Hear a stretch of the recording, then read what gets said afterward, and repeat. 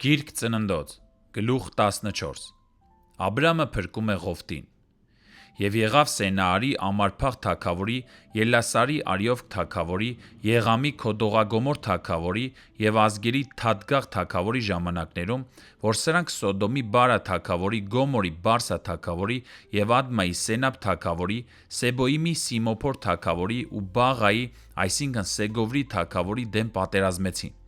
Սրանք բոլորը հավաքվեցին Սիդդիմ ձորում, որ աղի ծովն է։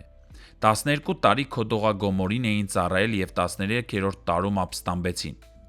Եվ 14-րդ տարում եկավ Քոդողագոմորը և նրա հետ եղող թագավորները, և կոտորեցին Աստարովթ Կառնայիմում եղող Ռափայիմներին և Համուի մեջ Զուզեցիներին և Շավե Կարյաթեմում Էմիմներին,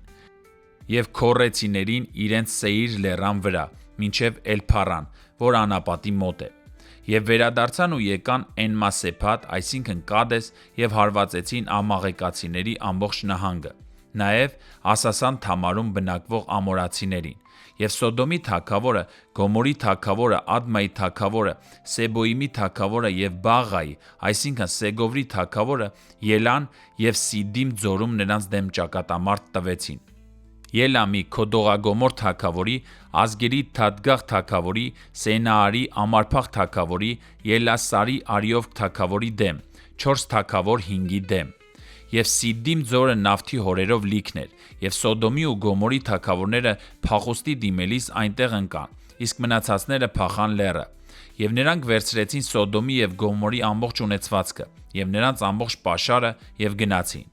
Եվ Աբրամի եղբորորդուն Ղովտին և սրա ամբողջ ունեցվածքն էլ վերցրին ու գնացին, որովհետև նա Սոդոմում էր բնակվում։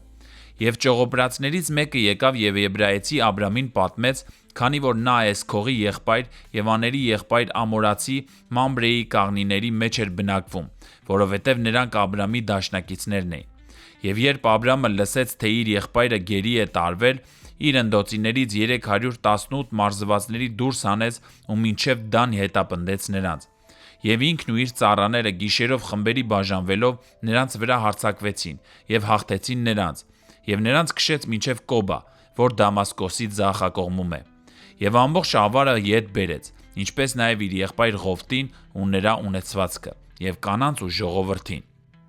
Սոդոմի թագավորը դուրս եկավ դիմավորելու նրան, երբ նա Քոդողագոմորի և նրա հետ եղած թագավորներին կոտորելուց հետո վերադարձել էր դեպի Շավե ձորը, որը թագավորի ձորն է։ Եվ Սաղեմի թագավոր Մելքիսեդեկը հաց ու գինի դուրս բերեց, և նա Բարձրյալ Աստծո քահանա էր, և օրհնեց նրան ու ասաց. «Օրհնյալ լինի Աբրամը Բարձրյալ Աստծո կողմից, ով երկնքի ու երկրի Տերն է,